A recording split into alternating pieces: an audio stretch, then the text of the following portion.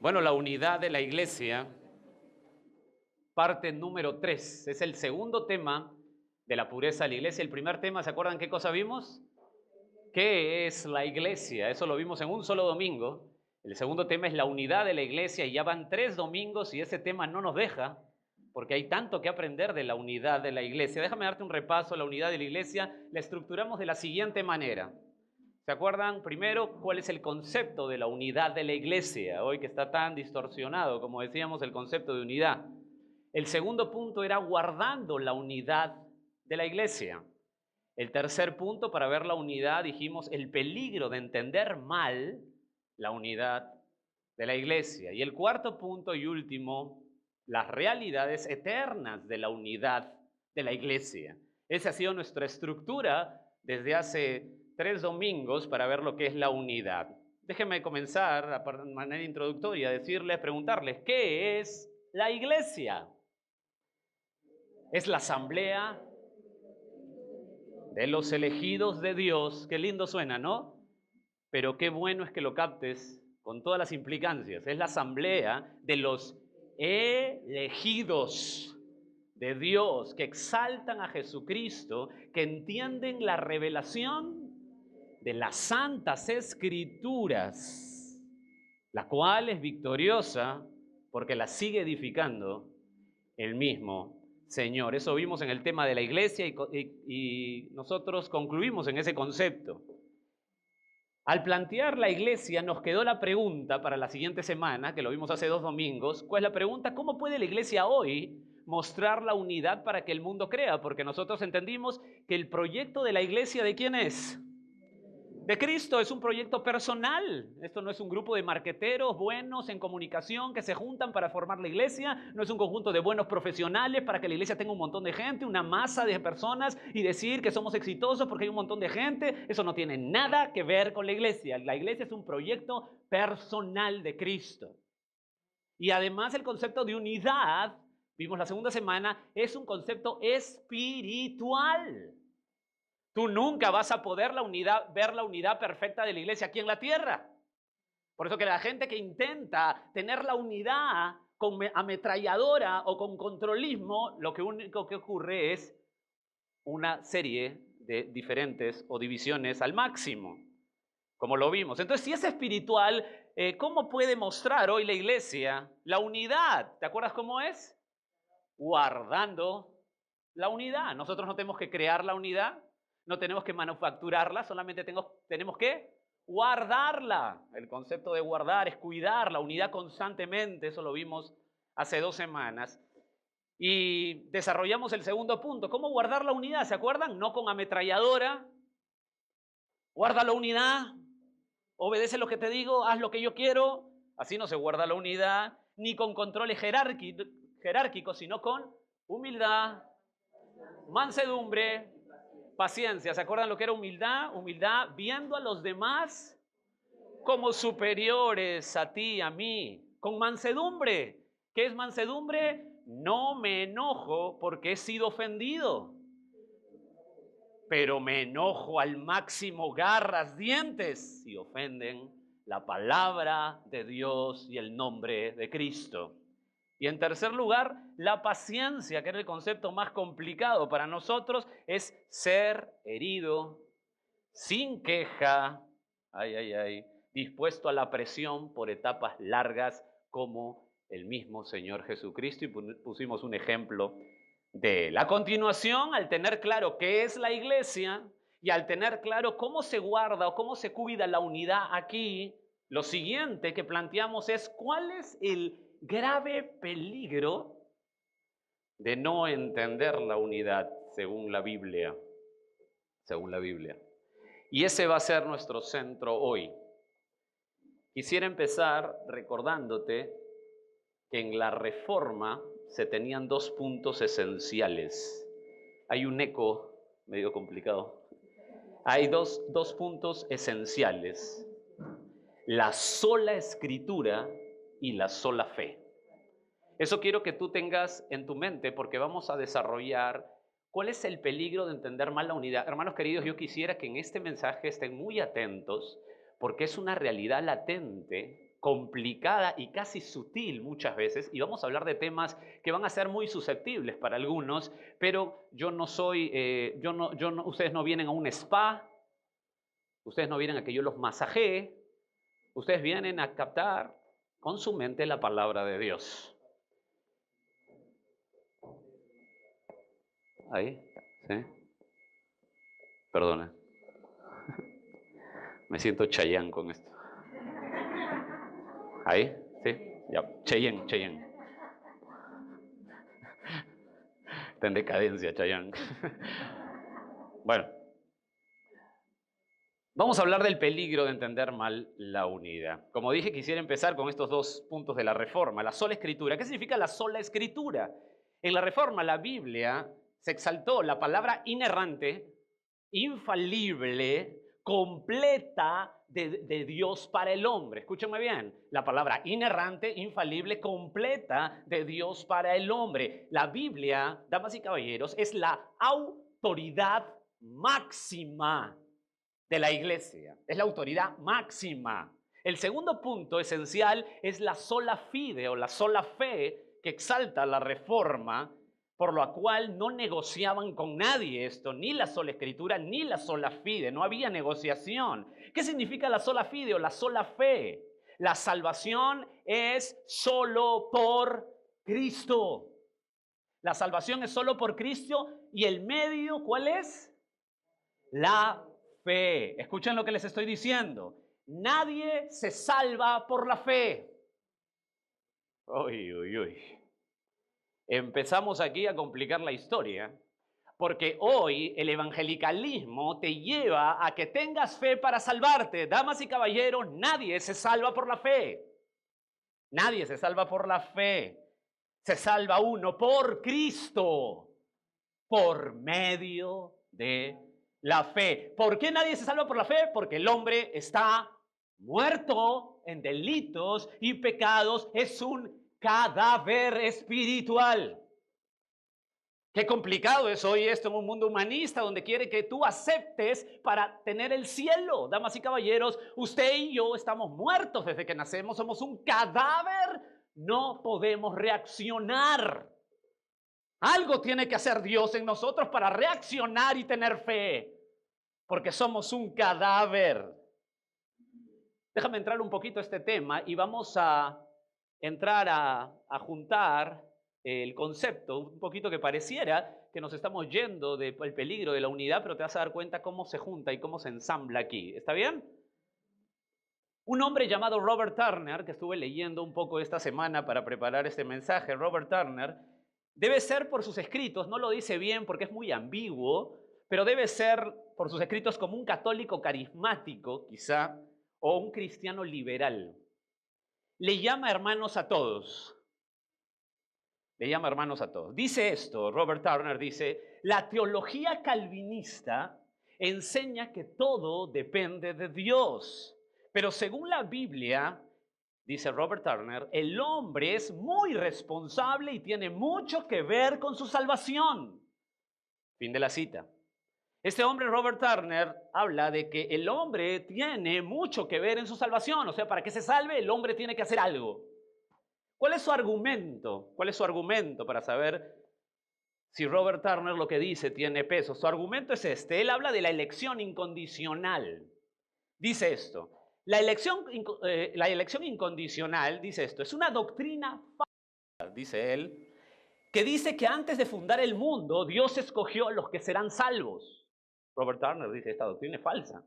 Esta doctrina contradice lo que Dios dice. Ese es su argumento. ¿Cuál es lo que contradice? Que no hace acepción de personas. Fin de la cita. Robert Turner dice en sus escritos que el problema de la doctrina de la doctrina de la elección incondicional es una farsa, porque Dios no hace acepción de personas. ¿Cómo puede haber un Dios que elija antes de la fundación del mundo? Dice él. Su argumento es que Dios no haría acepción de personas. Pero acá hay un problema.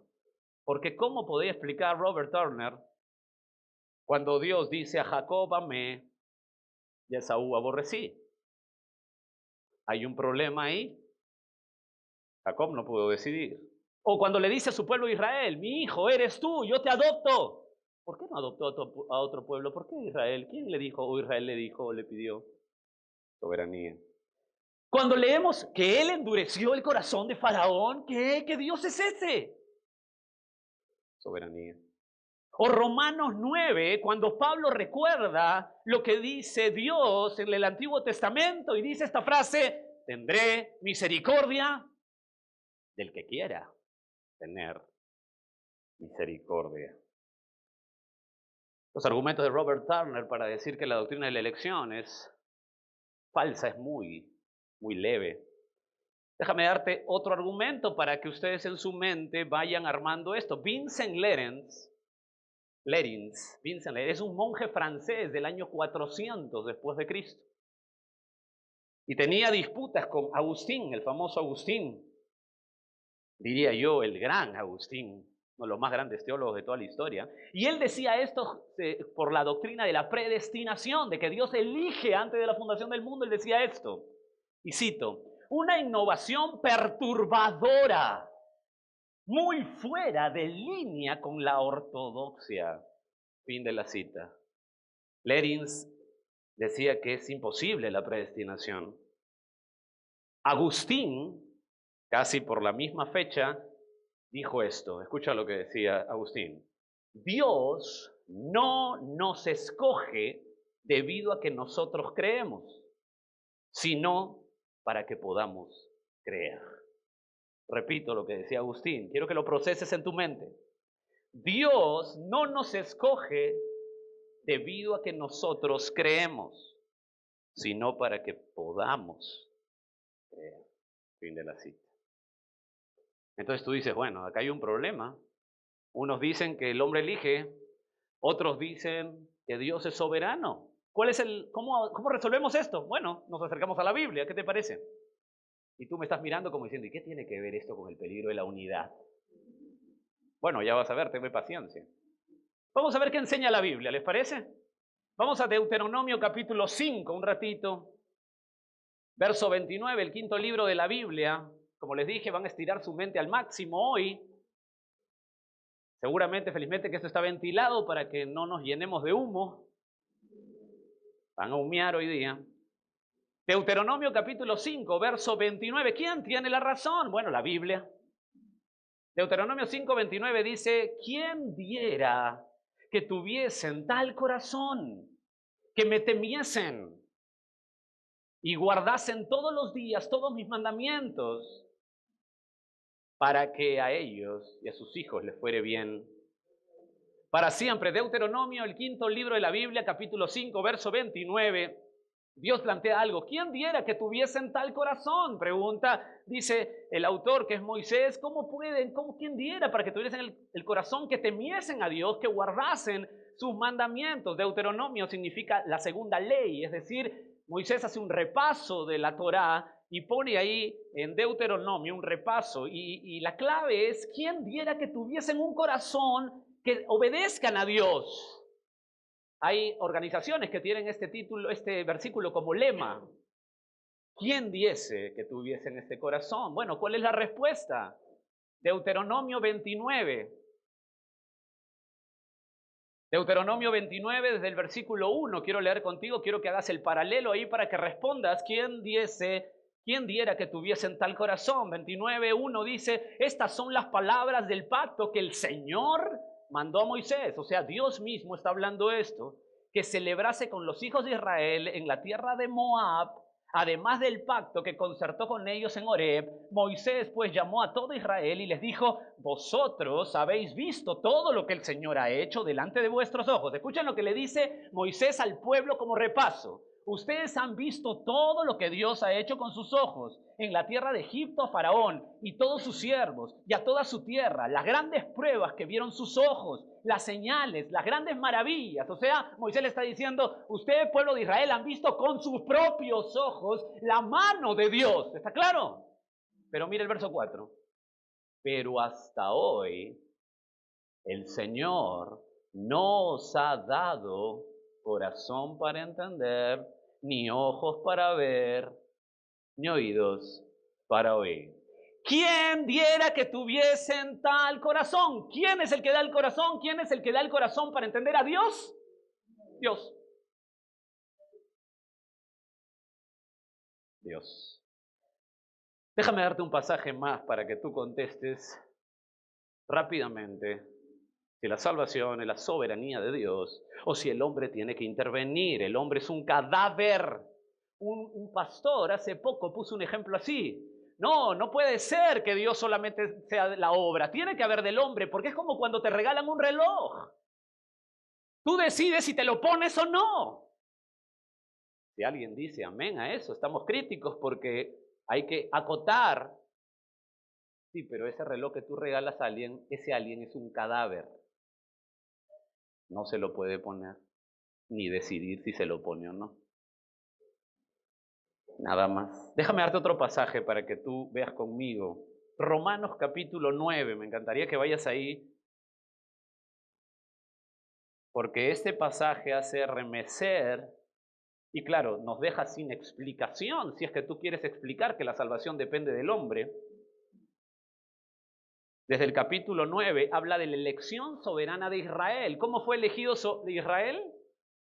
Soberanamente. Dios eligió a Israel y le dijo, tú eres mi hijo. No le preguntó a los demás pueblos si querían. No le preguntó a nadie. Dios eligió por su gracia, por su soberanía. Y desde el capítulo 9 hasta el capítulo 11, el apóstol Pablo, obviamente Dios a través de él, va haciendo todo un entendimiento de lo que es la soberanía de Dios y termina en el capítulo 11, verso 36, con estas palabras. Verso 36 del 11 dice, porque de él y por él y para él son todas las cosas, a él sea la gloria por los siglos. Amén. Después de disertar del capítulo 9 hasta el capítulo 11, que la soberanía de Dios es incomprensible, él explota en alabanza y dice, porque de él, por él y para él sean todas las cosas. Acá no exalta ningún hombre, porque él entiende que todo es por él, de él y para él. Pero regresemos al capítulo 9 un ratito y desde el verso 15 déjame argumentarte lo que Pablo dice sobre la soberanía. Pues a Moisés dice, tendré misericordia del que yo tenga misericordia y me compadeceré del que yo me compadezca. Verso 16. Así que no depende del que quiere, ni del que corre, sino de Dios que tiene misericordia. Sigue argumentando, porque la Escritura dice a Faraón, para esto mismo te he levantado. ¿Para qué levantó a Faraón? Para mostrar en ti mi poder y para que mi nombre sea anunciado por toda la tierra. Verso 18, de manera que de quien quiere tiene misericordia y al quien quiere endurecer, endurece. Lo que está diciendo Pablo hasta aquí es Dios hace lo que le da la gana. Uy, que con pensamientos humanistas no podemos entrar aquí. ¿Qué? O sea, yo no soy el sujeto de la salvación, ¿soy el objeto? Sí, sí. Verso 19, pero me dirás, Pablo es como si estuviera hablando con un tercero, pero me dirás, ¿por qué? Pues sin culpa. O sea, Dios es injusto, si Él elige como le da la gana, entonces es injusto. Porque ¿quién ha resistido a su voluntad? Dice el apóstol, ¿quién ha resistido a su voluntad? Verso 20, mas antes, hombre, ¿quién eres tú para que alterques con Dios? Dirá el vaso de barro al que lo formó, ¿por qué me has hecho así?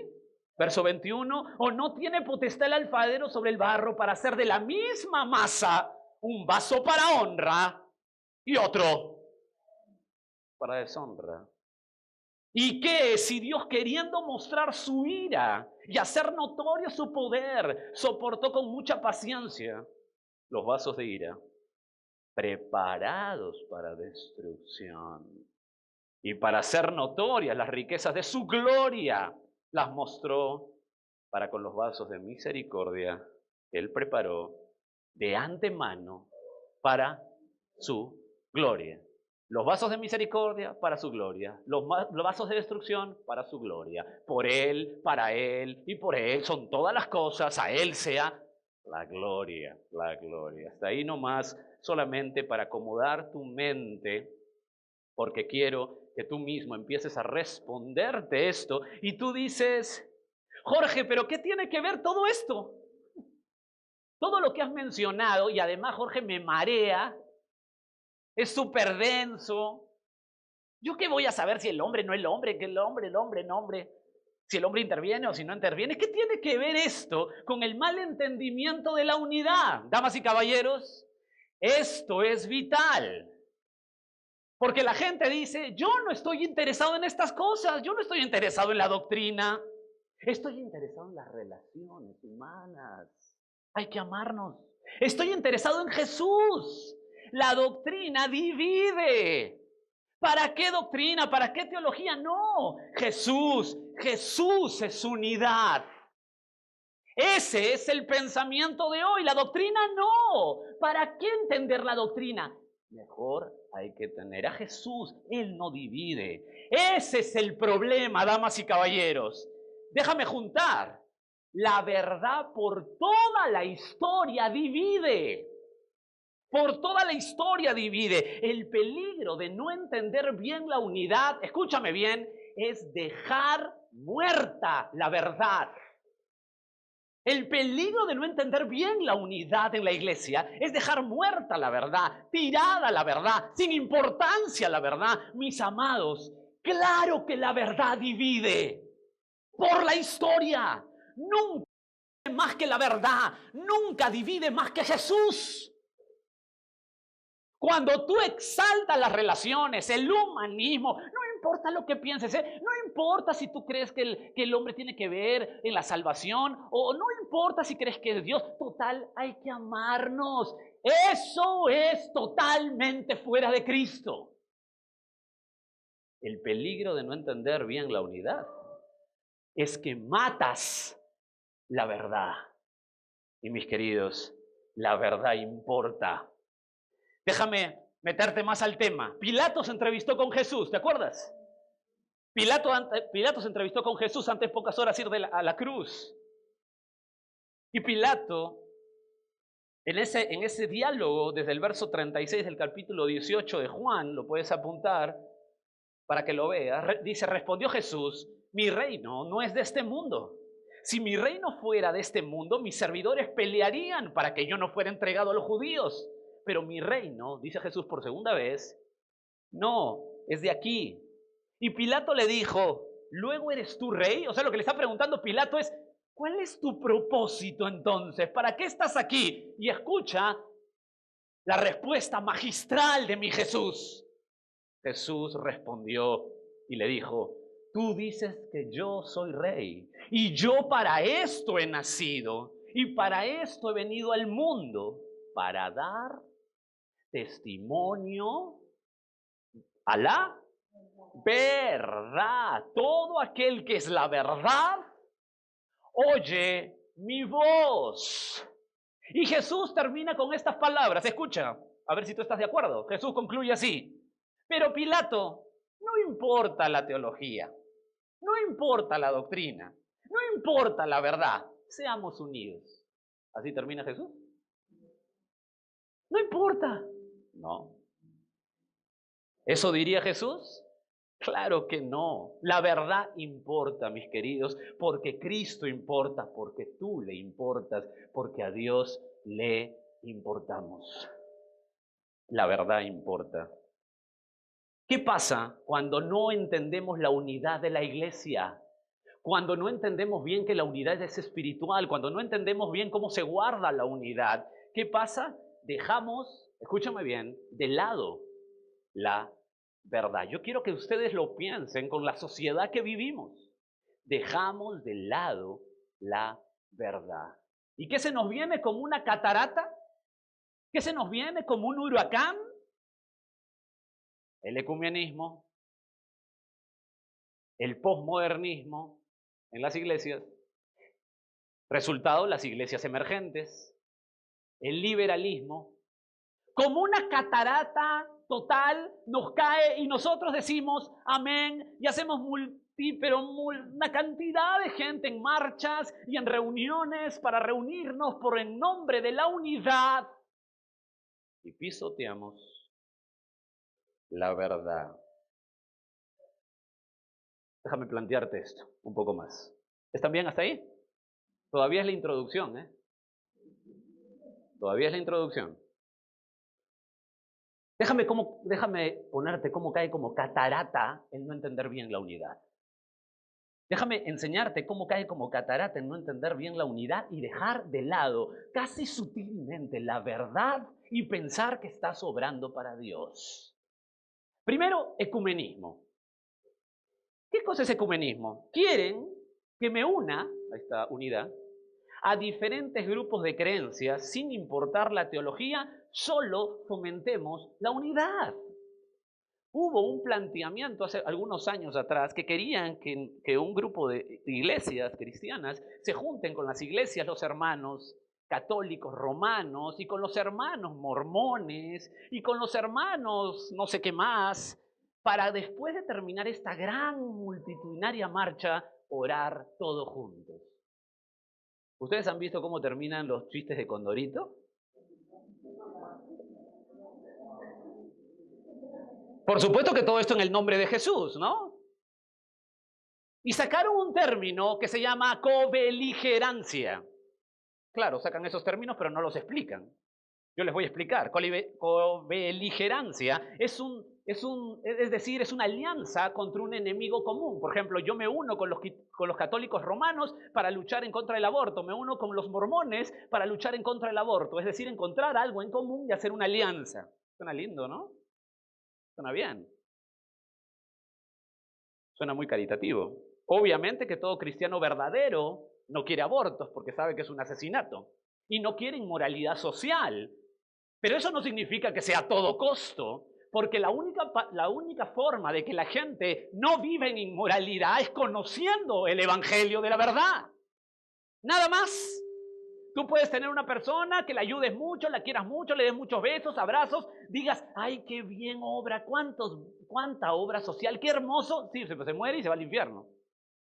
No importa cuánta obra hagas, si no le das el evangelio de la verdad, no lo amas. Te muestro con quién nos uniríamos para luchar contra el aborto. ¿Quieres que te muestre con quién nos uniríamos?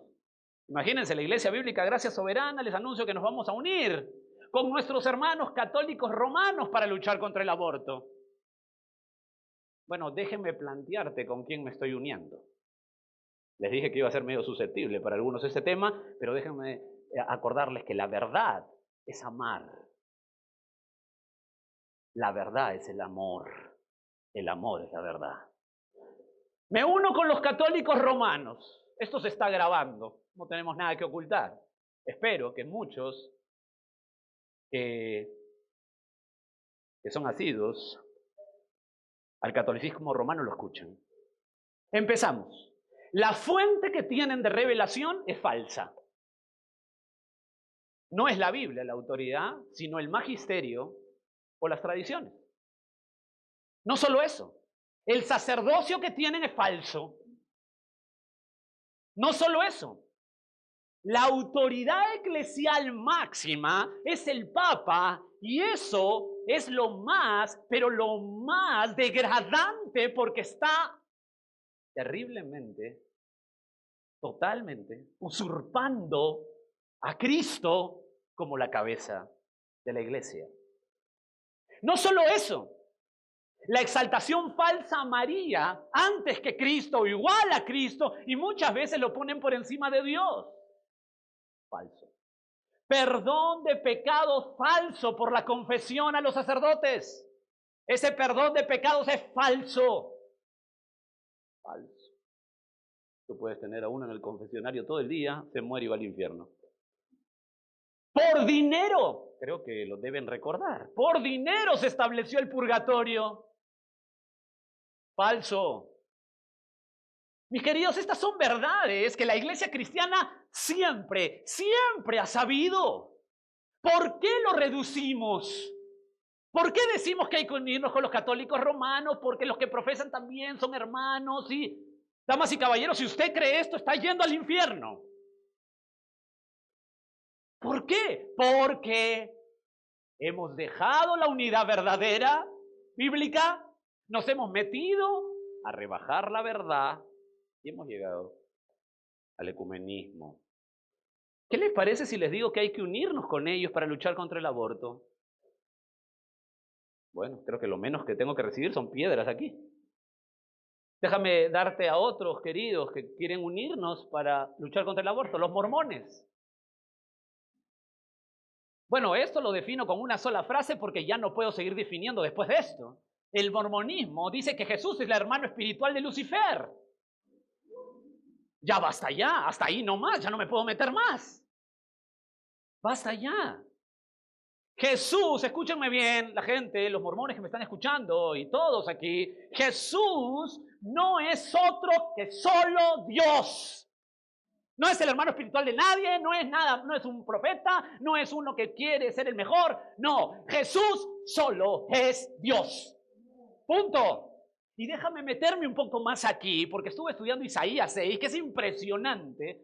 Y déjame darte solo una pincelada de Isaías 6. Te invito un ratito a abrir Isaías 6, verso 1. Jesús no es otro que no sea Dios. ¿Quieren que me una ahí? Difícil. Isaías 6:1, en el año que murió el rey Usías, para ahí, solamente para darte como referencia a esto, el rey Usías murió extrañamente porque después de haber tenido todo un reinado muy bueno para Dios, de pronto patinó con Dios y terminó como un pagano, pero Usías marcó una etapa muy importante. Es tan importante este rey, es como que Isaías está diciendo, este rey marcó una etapa importantísima para los israelitas. Fue tan importante que a pocos años que murió el rey Usías, se fundó la ciudad de Roma y empezó el imperio romano a cambiar todo el mundo. Lo dejo ahí para tu estudio personal, ojalá que lo tengamos la oportunidad de estudiarlo. En el año que murió el rey Usías, vi yo al Señor. ¿Ves ahí la palabra Señor? Márcala. Sentado sobre un trono alto y sublime, y sus faldas llenaban el templo. Hermano, cada palabra aquí tiene peso. Verso 3. Y el uno al otro daba voces diciendo, Santo, Santo, Santo, Jehová de los ejércitos, toda la tierra está llena de su gloria. El día miércoles hablamos que no solamente hay una cualidad de Dios que se triplica en la Biblia. Nunca se dice Dios es justo, justo, justo. Amor, amor, amor. Como ese aberrante programa de televisión. Nunca se dice eso de Jesús, pero se dice que es santo, santo, santo. Oh, mi hermano, su santidad fulmina. Fulmina. Pero déjame meterme más para decirte que solo Jesús puede ser Dios. En el verso 3, mira el verso 3. El 1 está hablando de los ángeles, daba voces diciendo, Santo, Santo, Santo, Jehová de los ejércitos. Toda la tierra está llena. Esa palabra la ves ahí, Jehová. Jehová está traducido ahí, en realidad es sin vocales y es el eterno. Esa es la mejor traducción que hay ahí. Pero el nombre más alto que se le da a Dios en el Antiguo Testamento no está ahí. Está en el verso 1. Mira el verso 1, por favor. En el año que murió el rey Usías, vi yo al Adonai, dice ahí en el hebreo. El nombre, escúchame bien, para que nunca lo olvides, el nombre más alto, el nombre más portentoso que Dios recibe en el Antiguo Testamento es Adonai, el Señor. El Señor. Pero si tú te percatas bien, en el verso 1 está hablando de una tercera persona. En el año que murió el rey Usías, vi yo al Señor, el Señor. Está hablando de una tercera persona. Verso 3, y el uno al otro diciendo, Santo, Santo, Santo, Jehová de los ejércitos. ¿Quién es esa tercera persona del verso 1? ¿A quién vio Isaías? Damas y caballeros, quiero decirle con toda solemnidad, delante de Dios, que al que vio Isaías fue a nuestro amado Jesús. Jesús, ese que se habla en tercera persona en el verso 1, es Dios. Es la misma palabra y la misma combinación del Salmo 110.1. El Salmo 110, te acordarás, dice, Jehová dijo a mi Señor. Jesús pregunta esto a los fariseos. ¿Qué quiere decir el Salmo 110 cuando dice, el Señor dijo a mi Señor? ¿Te acuerdas? El Señor dijo a mi Señor. Bueno, lo que pasa es que no es el Señor dijo a mi Señor, eso es en castellano. La verdadera traducción es Jehová, el Eterno, dijo a mí Adonai. Jehová dijo a mí Adonai. Cristo es Dios. Mis queridos, no es menos. No puede haber otra posibilidad. Todo el Antiguo Testamento habla de eso. Entonces, ¿cómo puedo unirme? ¿Cómo puedo unirme a gente que dice que Jesús es el hermano espiritual de Lucifer? Bueno, las personas, organizaciones o instituciones que hacen eso, mi más sentido pésame. No solamente llega como una catarata el ecumenismo, también el posmodernismo. Déjame definirte el posmodernismo en las iglesias. El doctor Albert Mohler, él es director del Seminario Teológico Bautista de Kentucky, es una eminencia en teología. Y escucha cómo define el posmodernismo. El posmodernismo es así. Definición, muy sencilla, la puedes aprender para que la puedas aplicar muy fácilmente. El posmodernismo es no verdad, no significado, no certeza. ¿Escuchaste? Facilito. No verdad, no significado, no certeza. Lo voy a explicar en blanco y negro. ¿Qué quiere decir esto? Alergia a la verdad absoluta. Ese es el posmodernismo. Alergia a la verdad absoluta. ¿Qué produce el posmodernismo en las iglesias? ¿Sabes lo que produce? Las famosas iglesias emergentes. Déjame clarificar tu mente. ¿Qué son las iglesias emergentes? El peligro de no entender bien la unidad. Mira todo lo que trae. Las iglesias emergentes son los lugares, escúchame bien, quiero que estés bien atento, no voy a hacer que estés recomendando iglesias y te estrelles contra la pared delante de Jesucristo. Las iglesias emergentes son lugares que de mayor atracción a las personas, sobre todo a la gente joven. ¿Por qué? Porque no hay que lidiar con la teología. No hay que lidiar con la doctrina. Tranquilo. ¿Por qué? Porque la doctrina divide. Hagamos charlas donde el pastor está informalmente sentado con shorts, sayonaras, vestido de una forma totalmente light, no confronta, no se habla de la condenación pecadora, es atrayente con las luces, muebles en lugar de bancas, todo oscuro, literatura relativa. ¿Cuál es el peligro de esto? Bueno, déjame darte un ejemplo. A pesar que están así. Déjame hacer un paréntesis ahí. El pastor tiene que ser el que ayude a la congregación a no caer con los lobos. Es la primera tarea de un pastor. Cierro paréntesis. Déjame darte un librito que está circulando de manera increíble, del autor Brian McLaren. Brian McLaren es un hombre que promociona las iglesias emergentes. ¿Sabes cómo se llama el libro que está leído pero por montones? Que lo puedes revisar, está en internet, hay partecitas en internet. Claro, te caes como condorito, pero y es una advertencia. Se llama El mensaje secreto de Jesús. Qué bien suena ese título, ¿no? Mira, lo que dice la revista Time sobre este libro. McLaren busca encontrar la esencia del mensaje de Jesús, aunque esto signifique un vuelco a nuestras ideas convencionales, prioridades y prácticas. Fin de la cita. Damas y caballeros, después de 2000 años de cristianismo, el señor McLaren descubre quién es Jesús. ¿Quién puede entender eso? ¿Quién puede entender eso? No entender la unidad bíblica es un peligro muy, muy grave. ¿Por qué? Porque te distorsiona la verdad, te mata la verdad, te mata, te distorsiona el evangelio. Ahora sí, ¿están bien sus mentes? Acabó la introducción. Vamos al tema. Vamos al tema. Gálatas capítulo 5. Ese va a ser nuestro estudio. Gálatas capítulo 5, desde el verso 1. ¿Cuál es el peligro de distorsionar la verdad? Entonces ya sabes bien que no entender la unidad bíblica es un peligro porque te distorsiona el evangelio, te distorsiona la verdad.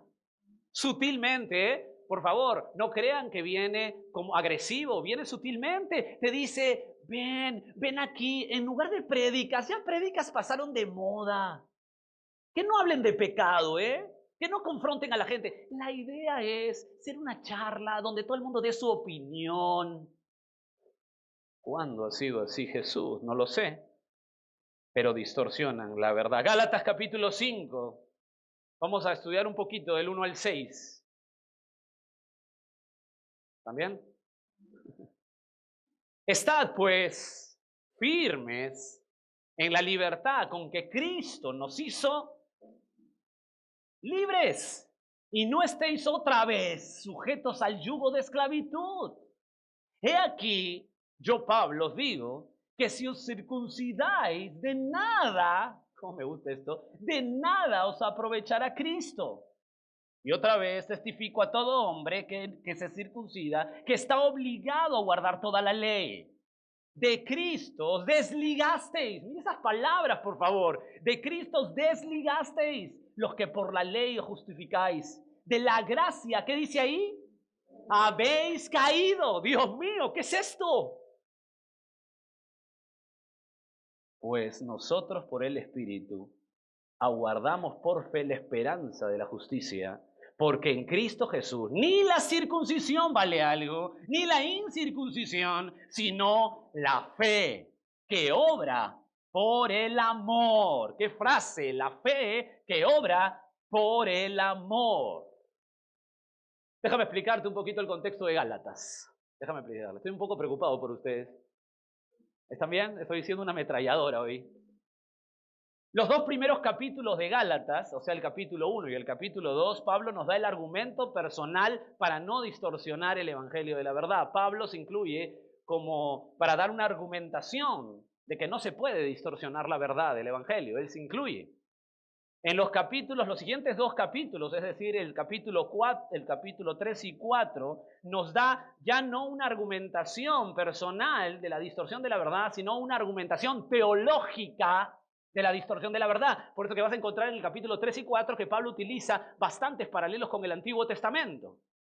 Gálatas está explicando primero la distorsión de la verdad en asunto personal, con testimonio personal del apóstol. Capítulo 3 y 4 está explicando el argumento de la distorsión de la verdad, pero a través de la teología bíblica. ¿Y qué cosa tiene que agarrar Pablo? El Antiguo Testamento, obviamente. Y el capítulo 5 nos da el testimonio de los verdaderos en la verdad, o sea, de los verdaderos, cómo son los verdaderos, creyentes en la verdad.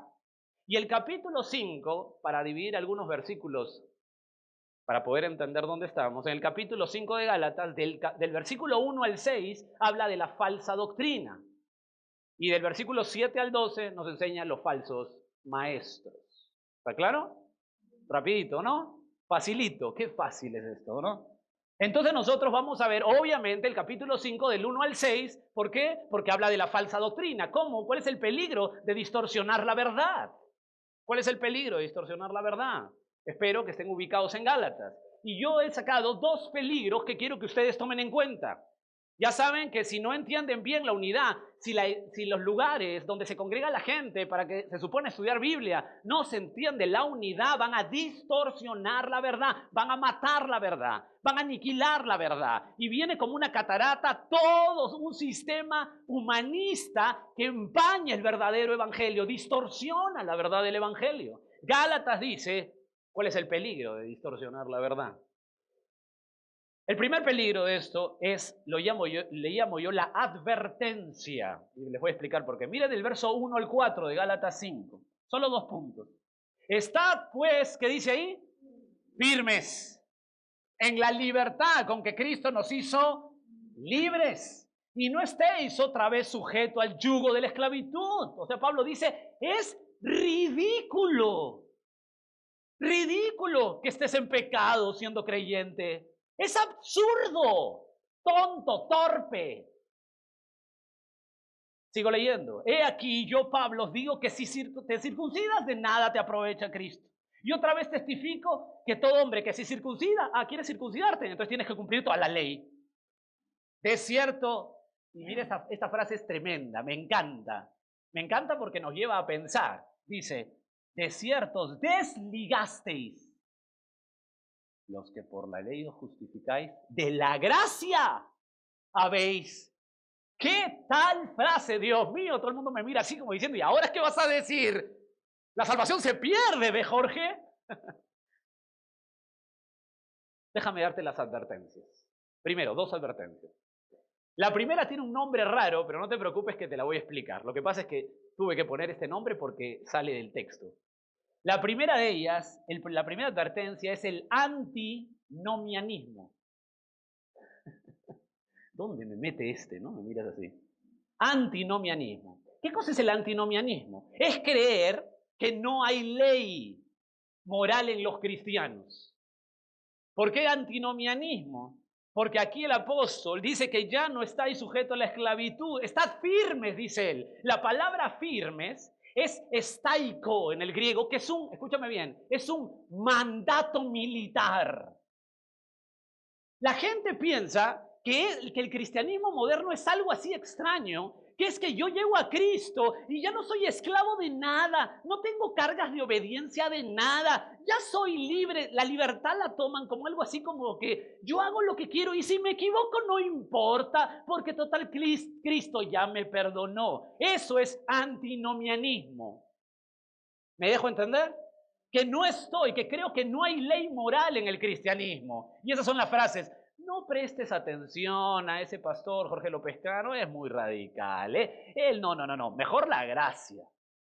O sea, yo estoy en desgracia. No prestes atención a la ley moral de Dios, no necesitas vivir con cargas de obediencia. Tú has sido libre y toda la gente, amén, se tiran para atrás, saltan, se revuelcan. El único problema es que esto está mal. Es el único problema. ¿Por qué? Porque Pablo dice, estad firmes, es un mandato. Usted y yo tenemos una responsabilidad. ¿Qué pasa cuando Cristo es nuestro Señor? Cuando Cristo es nuestro Señor, Él pone como un sello la ley moral en mi corazón. La gracia no es hacer lo que me da la gana. La gracia es un gobierno.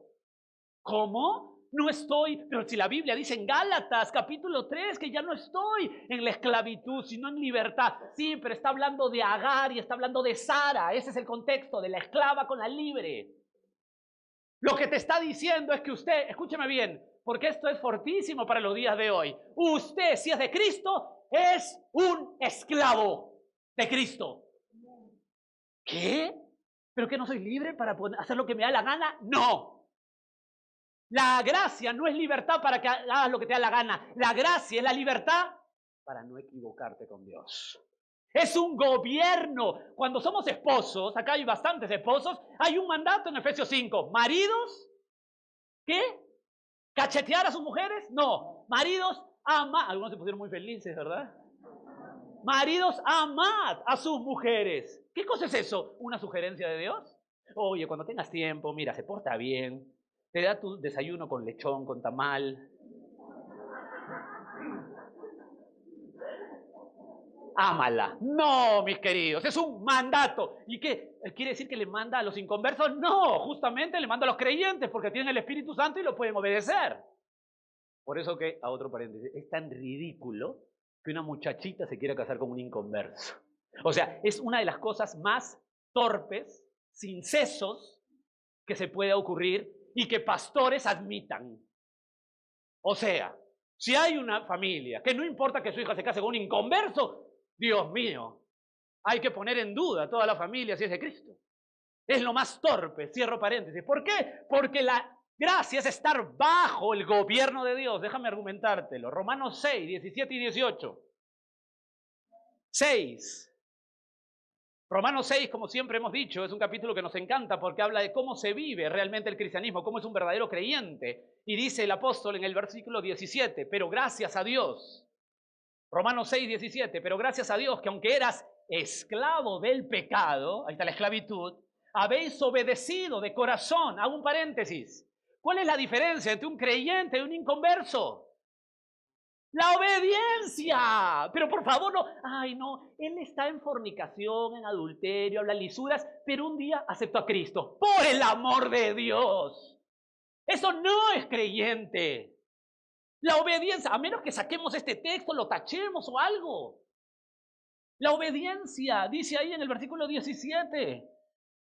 Obedeció de corazón aquella forma de doctrina a la cual fuiste entregados y libertados del pecado, viniste a ser. ¿Qué dice ahí? ¿Qué dice ahí? Bueno, la verdad es que no dice siervos. La palabra es doulos, es... Oh, Dios mío, ¿cómo quisiera que el cristianismo entienda esto? Cuando llegamos a Cristo somos esclavos. Mi Señor me domina. Él dice, yo hago. No es que estoy libre, Señor, por favor, qué ley. Gracias. Así como el pueblo de Israel lo rescataste, le dijiste, ahora vengan al desierto y en el desierto hagan bolitas de arena y jueguen como les da la gana. No, en el desierto, vengan al desierto a servirme. Esa es la libertad. Por eso que Pablo dice, estaico, están firmes, son responsables. Ustedes son responsables de vivir bajo el gobierno de Dios. De ahí el apóstol argumenta cómo se quiere pervertir esta verdad. En los versículos 2 y 3 empieza este hombre a dar un argumento de cómo se pervierte la unidad que por tiempo no puedo apuntar a detalle, pero sí quiero darte la advertencia. Antinomianismo, tengan cuidado. Porque cuando se distorsiona la verdad, hay gente que vive como les da la gana y dicen que están bajo la gracia, están en desgracia, están yendo al infierno. Por favor, abramos los ojos, no prediquemos un evangelio tan light que todo el mundo es cristiano, que no importa lo que hagas, no importa cómo vivas, total ya eres perdonado. Damas y caballeros, si tú vives así, te equivocaste de Jesús. Primera advertencia. Hay otra advertencia ahí. Esta advertencia quema. Mira, por favor, el verso 4. De Cristo, o sea, si tú vives en un antinomianismo, ya está explicado, ¿verdad? Ya está explicado, o sea, ya saben de qué estoy hablando. Dice, de Cristo os, ¿qué? ¿Desligaste? Los que por la ley os justifican, o sea, no es solo Cristo, también igual mérito de las obras. Dice ahí, si la ley os justifica, ¿cuál es la siguiente frase? De la gracia habéis. Tú sabes que este es uno de los textos que utilizan los teólogos que defienden que la salvación se pierde. Ya les he dicho, y quiero que esto lo tomen bien en cuenta, y por supuesto ustedes tienen que analizarlo, yo no soy Dios, pero les aseguro que he tomado bastantes horas para estudiar esto, y yo les animo a que lo hagan, pero el que diga que la salvación se pierde es una herejía, no es una posición. Y eso hay que tenerlo claro, porque si tú dices que la salvación se pierde, tú rebajas la obra del Espíritu. Rebajas al mismo Espíritu Santo, lo insultas, blasfemas contra él. Por si acaso, o sea, no es que, como me dicen por ahí, hay algunos servidores en las iglesias y algunos pastores que me dicen, no es una forma. No es una forma. Y si tú le dijeras a Jonathan Edwards, que es uno de los más grandes teólogos de toda la historia, Jonathan Edwards, no sé, te manda a decapitar si le dices que la salvación se pierde. Pero con amor. ¿Desligasteis? ¿De la gracia habéis caído? ¿Qué? Jorge, ¿la salvación se pierde? ¿Usted qué dice? ¿Lo dejamos para la próxima semana? Mira, esto es bien importante. Mira esto que es bien importante. Mira, por favor, quiero que tú seas analítico conmigo, porque esto es vital, ¿eh? Esto lo que te voy a decir es muy importante. Mira el verso 2, por favor, de Gálatas 5. He aquí, yo, Pablo, os digo que si os circuncidáis, ¿a quién está hablando? A ustedes. Si os circuncidáis, de nada aprovecha. Mira el verso 3. Y otra vez testifico a todo hombre que si se circuncida. Si ustedes se circuncidan, si tú te circuncidas, si esa gente se circuncida, te desligaste, o sea, estás poniendo las obras en lugar de Cristo. Pero mira cómo empieza el verso 5. ¿Cómo empieza? Pues nosotros, hay un cambio. Ustedes y nosotros. ¿Qué quiere decir ese cambio? Damas y caballeros, lo que el apóstol hace es advertir: si vives sin ley moral en tu corazón, si colocas las obras al mismo nivel de Cristo, la advertencia es: no eres, nunca fuiste. No es que seas cristiano y pierdas la salvación, no, es que nunca fuiste. Hay un cambio de ustedes. Y el verso 5, pero pues nosotros. Qué importante es acercarse al texto. Eso es lo que quiere decir. Había gente en la iglesia de Galacia que estaba adherida, estaba metida. Bueno, como en toda iglesia, hay trigo y cizaña. Y si sacamos la verdad y distorsionamos la verdad, vas a llenar, y eso es un mensaje para los pastores, van a llenar de cizaña su iglesia, no de trigo, si siguen distorsionando la verdad. Trigo es lo que buscamos. Charles Spurgeon decía que nosotros tenemos que dar pasto fresco a las ovejas, no darles entretenimiento a las cabras. No lo dijo yo, Charles Spurgeon, por si acaso. Contra, por si acaso. La primera, ¿cuál es el peligro? Es la advertencia, antinomianismo y desligarse de Cristo. Nunca fueron. La gente se adhiere a la iglesia y muchos se sientan y son inconversos. Parecen, pero no son. ¿Cómo lo ves? Por su vida pecaminosa en la práctica de pecado. Pero hay otro peligro, el reemplazo, y te lo tengo que explicar. Mira el verso 5 y 6, ya vamos a terminar. Pues nosotros por el Espíritu aguardamos por fe la esperanza de la justicia, porque en Cristo Jesús, estoy leyendo versos 5 y 6 de Gálatas 5, porque en Cristo Jesús ni la circuncisión vale algo, ni la incircuncisión vale algo. ¿Sabes lo que vale? Esto, sino la fe que obra por el amor. Esto es lo que tenemos que entender. Hay un peligro que es el peligro del reemplazo. ¿Cuál es el reemplazo? Mira, escucha qué significa, sino la fe que obra por el amor. No es las obras de amor para ganar la fe. Por favor, sé que has recibido mucha información y espero que lo ordenes en tu mente y en tu papel. Pero quiero que pienses esto. Esto es muy importante, porque hoy se está reemplazando la verdad. ¿Cómo se reemplaza? No es las obras de amor para ganar el creer, para ganar a Dios, para ganar la fe. Es porque estoy en la fe, hago obras de amor. ¿Me dejo entender? Sé que es una ecuación así medio extraña, pero quiero volverla a repetir. No es las obras de amor para ganar la fe.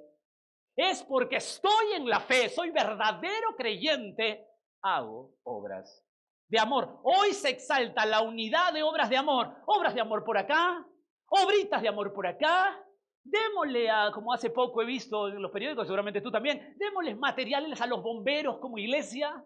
Vamos obritas por acá, vamos obritas por allá, y todo el mundo dice: ay, sí, qué lindo, Cristo, son la luz del mundo. No, eso no es la esencia. ¿Que está mal hacer obras de amor? No, no está mal. Es el fruto de un cristiano normal. ¿Por qué aprietas eso como si fuera la esencia? El árbol de manzana da manzana.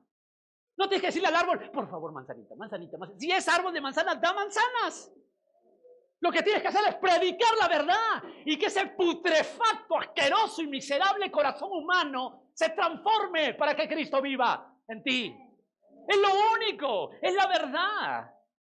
Hoy exaltamos la unidad en obras de amor, obras de amor, obras de amor. No doctrina, por favor, no doctrina. No la verdad de la condición deplorable del hombre. No, eso insulta, por favor, charlemos, no prediquemos.